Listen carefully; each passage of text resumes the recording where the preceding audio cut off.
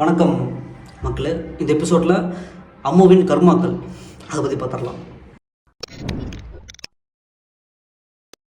So அவங்க சொன்ன எல்லா காரணமும் தான் அவங்களுக்கு கர்மாவாக வரப்போகுது. எனக்கு இன்னமும் ஒரு சந்தேகம் அப்படின்னா, அந்த பையன் கூட விடிய பேசி அவனுக்கு வாட்ஸ்அப் ஸ்டேட்டஸில் லவ் சாங்கு, லவ் ஃபீலிங்ஸ் எல்லாத்தையும் ஷேர் பண்ணி அப்படி இருக்கும்போது அவனைய தள்ளி விட்டாங்க. அதுதான் என்னுடைய கேள்வி. நானும் அந்த பொண்ணும் ஒரே வீட்டில் ஆல்மோஸ்ட் ஹஸ்பண்ட் ஒய்ஃப் மாதிரி தான் வாழ்ந்தோம். 24 மணி நேரத்தில் வெறும் 4 மணி நேரம் தான் அவங்க வீட்டில் இருப்பாங்க, மீதி நேரம் என் கூட தான் இருப்பாங்க. பைக்கில் ஊர் சுற்றுறது, காரில் ஊர் சுற்றுறது, வாரம் ஹோட்டலுக்கு போகிறது, அவங்களுக்கு தங்கத்தில் மூக்குத்தி கலக்காது அதெல்லாம் குத்தி விட்டது. கடைசியில் எனக்கு அதை குத்திட்டு போயிட்டாங்க. அந்த பொண்ணுக்காக லட்சமாக செலவு பண்ண என்னையே தூக்கி போட்டாங்க.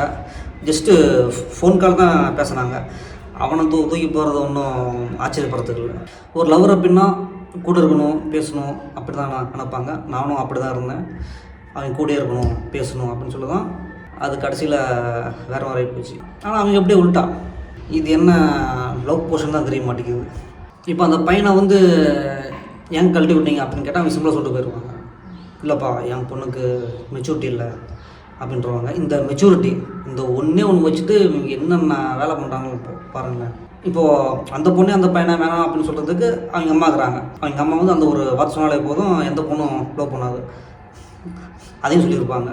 ஏன்னா அவங்க பண்ணுற தப்பை எப்பயுமே தப்புன்னு ஒத்துக்க மாட்டாங்க. அது சரின்னு சொல்கிறதுக்கு சம்மந்தமே இல்லாத ஒரு காரணத்தை சொல்லி நான் சொல்கிறேன், அது லாஜிக்கல்லாக ஃபேமிலி அப்படின்ட்டு. எப்படின்னா, இப்போ அவங்க நீ லவ் பண்ணி ஏமாத்துறாங்க இல்லையா, அது அவங்களுக்கு தப்பாக தோணாது. ஆனால் இந்த ஃபேமிலியை சேர்ந்துட்டு என்னை ஏமாத்துறாங்கன்னு இப்போ நான் சொல்கிறேன் பார்த்தீங்களா, இந்த சொல்கிறத அவங்க தப்புன்னு சொல்லுவாங்க. ஒருவேளை நீங்கள் அந்த கொண்டு போய் கேட்குறீங்க, நீங்கள் சோம்பேறியாக இருக்கிறீங்க அப்படின்னு கேட்டிங்கன்னா, நான் சோம்பேறியாக இல்லை, எங்கள் அம்மா என்னையும் சோம்பேறியாக வளர்த்துட்டாங்க அப்படி சொல்லுவாங்க. அவங்க அம்மாவை கேட்டால் இந்த விஷயம் கேட்க மாட்டாங்க அப்படின்னு அவங்க அம்மா சொல்லுவாங்க. ஸோ இப்படி தான் அவங்க அம்மாவை அந்த பொண்ணை குத்த சொல்லுவோம், அந்த பொண்ணு அவங்க அம்மாவை குத்த சொல்லும். இப்படி தான் 2 பேரும் மாற்றி குத்த சொல்லிட்டுருப்பாங்க. ஆனால் 2 பேர் மேலேயும் தப்பு அப்படிங்கிறத ஒத்துக்க மாட்டாங்க. கஷ்டம் வரும்போது என் கூட இருப்பாங்க, கஷ்டம் வரும்போது எனக்கு ஒரு ஆறுதலாக இருப்பாங்க அப்படின்னு நான் நினச்சேன். ஆனால் எனக்கு கஷ்டத்தை தரதே அவங்க தான்.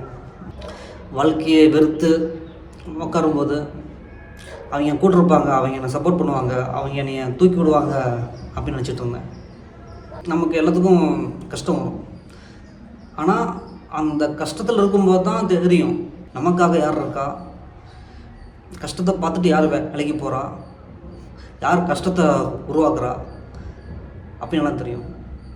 ஆனால் அவங்க ஃபேமிலிக்கு ஒரு கஷ்டம் வரும்போது நான் அவங்களோட கூட இருந்துக்கிறேன். ஏன்னா அவங்க ஃபேமிலிக்கு சப்போர்ட் யாருமே இல்லை. ஆனால் இப்போ தான் தெரியுது அவங்க ஃபேமிலி சப்போர்ட் யாருமே இல்லை அப்படின்னு. இப்படி பண்ணால் அப்புறம் யாரும் சப்போர்ட் பண்ணுவாங்க. இப்படி அவங்க கூட கஷ்டத்தில் இருந்தும் எனக்குன்னு ஒரு கஷ்டம் வரும்போது எனக்கு யாருமே ஹெல்ப் பண்ணல அப்படின்னு நினைக்கும் போது தான் எனக்கு வாழ்க்கையை வருது. அந்த பொண்ணும் நான் கஷ்டத்தில் இருக்கும்போது இல்லை, எனக்கு கஷ்டம் வந்தது அந்த பொண்ணால் தான். அவங்க அம்மா அப்பயே அதை சால்வ் பண்ணிக்கலாம், ஆனால் அவங்களும் பண்ணல. எல்லாருமே கஷ்டத்தை உருவாக்கி கடைசியில் புலம் விட்டாங்க. யோசிச்சு பாருங்களேன், நான் சொல்ல வேண்டியதெல்லாம் அவங்க அம்மா சொல்லிட்டு எனக்கு வேலையே இல்லை. இப்படி இருக்கணும், இப்படி இருக்கக்கூடாது, இது சரி தப்பு, இதெல்லாம் அவங்க அம்மா சொல்லியிருந்தா எனக்கு வேலையே இல்லை. நான் அந்த பொண்ணை எப்படி இம்ப்ரெஸ் பண்ணலாம், எப்படி சர்ப்ரைஸ் பண்ணலாங்கிற மைண்ட் செட்டில் இருந்திருப்பேன். ஆனால் கடைசி வரைக்கும் அந்த பொண்ணை எப்படி திருத்துறது, இது தப்பு இது சரின்னு டெய்லி சொல்லிட்டே இருப்பேன். ஸோ அப்படி சொல்ல அந்த பொண்ணுக்கு என் மேலே ஆட்டோமேட்டிக்காக வெறுப்பு வந்துருச்சு. நான் பாட்டுக்கு வெறும் லவ் மட்டும் பண்ணிட்டு போயிட்டே இருப்பேன். இவங்க இந்த மாதிரி இருக்கிறாங்களே, இவங்கள மாற்றணும் அப்படின்னு ட்ரை பண்ண போய் தான் அவங்க என்னையே மாற்றிட்டாங்க. என்ன தான் அவங்க அம்மான்னு அவங்க அம்மாவை தப்பு சொன்னாலுமே அந்த பொண்ணு என்னை லவ் பண்ணல. அந்த பொண்ணு என்னை ஸ்ட்ராங்காக லவ் பண்ணியிருந்தா யாராலையுமே அந்த பொண்ணு ஒன்றும் பண்ணியிருக்க முடியாது. நானும் அதான் நினச்சேன், எனக்காக ஸ்ட்ராங்காக நிற்பாங்க, எனக்காக சண்டை போடுவாங்க அப்படின்னு நினச்சேன். கடைசியில் அவனுக்காக தான் என்கிட்ட சண்டை போட்டாங்க. அந்த பொண்ணு சொன்ன சில காரணங்கள், மதம், ஜாதி, வயசு அதிகம். வயசு அப்படிங்கிறது அது ஒரு நம்பர் தான், உடம்புக்கு இல்லை. நீங்கள் வந்து உங்கள் உடம்பை நீங்கள் நல்லா பார்த்துட்டீங்கன்னா போதும், நீங்கள் எப்பயுமே இளமையாக இருக்கலாம். அவங்க அம்மாவும் அவங்க பொண்ணும் சொல்கிற ஒரே விஷயம், மேஜர் விஷயம் ஒன்று தான், சந்தேகப்படுற. சந்தேகம் அப்படின்னா ஒரு விஷயத்த செய்யாமல் நீ செஞ்ச அப்படின்னு சொன்னால் அதுபோல் சந்தேகம். பண்ணாத விஷயத்த பண்ண அப்படின்னு சொன்னால் தான் கோவம் வரணும். ஆனால் நீ இப்போ அவங்க பண்ணுற விஷயத்த பண்ணுற அப்படின்னு சொன்னாலே அவங்களுக்கு கோபம் வருது. அந்த பொண்ணுக்கு கல்யாணம் ஆகிற வரைக்கும் ஒன்றும் இல்லை. கல்யாணம் ஆனதுக்கு அப்புறமேட்டு தான் அந்த பொண்ணுக்கு எல்லாமே தெரியும், எல்லாமே புரியும், வாழ்க்கை என்னென்னு தெரியும். உண்மையாலுமே சந்தேகப்படுறதுன்னா என்னென்னு தெரியும். பண்ணாத விஷயத்த பண்ண அப்படின்னு சொல்லும்போது தான் அந்த பொண்ணுக்கு தோணும், ஓ இதுதான் சந்தேகமோ அப்படின்ட்டு தோணும். அப்போ தான் அந்த பொண்ணுக்கு தெரியும் நான் எவ்வளவோ தேவலாம் அப்படின்ட்டு. உண்மையான ஆசிரியர் யாருன்னா காலம் தான். ஏன்னா ஆசிரியர் சொல்லிக் கொடுக்காத காலம் உங்களுக்கு தெளிவாக சொல்லிக் கொடுக்கும். ஏன்னா காலம் தான் எல்லாத்தையும் மாற்றும். நன்றி மறந்தால் என்ன ஆகும், முக்கியமாக சோறு போட்டவங்களை மறந்தால் என்ன ஆகும் அப்படின்னு காலம் அவங்களுக்கு நல்லா கற்றுக் கொடுக்கும். கர்மாவும் அதுக்கேற்ற மாதிரி அவங்களுக்கு நல்லா விளக்கும்.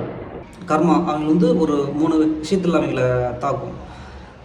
ஒன்று அவங்களோட கேரக்டர். நான் ஒரு பேரழகிங்கிற ஒரு திமிரு, நான் தான் அப்படிங்கிற ஒரு ஹெட் வெயிட்டு. சோம்பேறி தான் என்னென்ன ஆகும், ஃப்யூச்சரில் என்னென்ன உடல் உபாதைகள்லாம் ஏற்படும் அப்படின்னு சொல்லிட்டேன். ஸோ இதுவும் அந்த பொண்ணை தாக்கும். கல்யாணம் பண்ண போகிற என்னைய கூப்பிட்டு லவ் பண்ணுறேன் ஏமாற்றி, என் சாபத்துக்கு ஆளாகி, என் ஃபேமிலி ஒட்டுமொத்த ஃபேமிலி சாபத்துக்கு ஆளாகி, இந்த ஹெட் வெயிட்டு ஈகோ எதுவுமே இல்லாமல் எல்லாத்தையுமே அமைதியாக கடந்து போனால் அவங்க வாழ்க்கை ஸ்மூத்தாக போயிடும். இன்னொன்று அவங்களோட ஹெல்த்து. நான் முன்னே சொல்லிட்டேன், அவங்களுக்கு இந்தந்த காரணத்தால் தான் இந்தந்த உடல் உபாதைகள் ஏற்படும் அப்படின்னு முன்னே சொல்லிட்டேன். அதுக்கேற்ற ஃபுட்டு, எக்ஸசைஸு, யோகா இதெல்லாம் பண்ணிங்கன்னா அதுவும் சால்வ் ஆகிறதுக்கு வாய்ப்பு இருக்குது. ஆனால் ஒன்றே ஒன்று மட்டும் சால்வ் ஆகாது, சாபம். எங்கள் அப்பா சாபம், எங்கள் அம்மா சாபம், அது எல்லாத்தையும் போட்டு அவங்கள தாக்க போகுது. அப்போ தெரியும் வாழ்க்கைன்னா என்ன, உண்மையாலுமே சந்தேகப்படுறதுனா என்ன, கெட்ட வார்த்தைன்னா என்ன, கெட்ட வார்த்தையில் திட்டு வாங்குறதுன்னா எப்படி இருக்கும், எல்லாமே அப்போ தான் தெரியும்.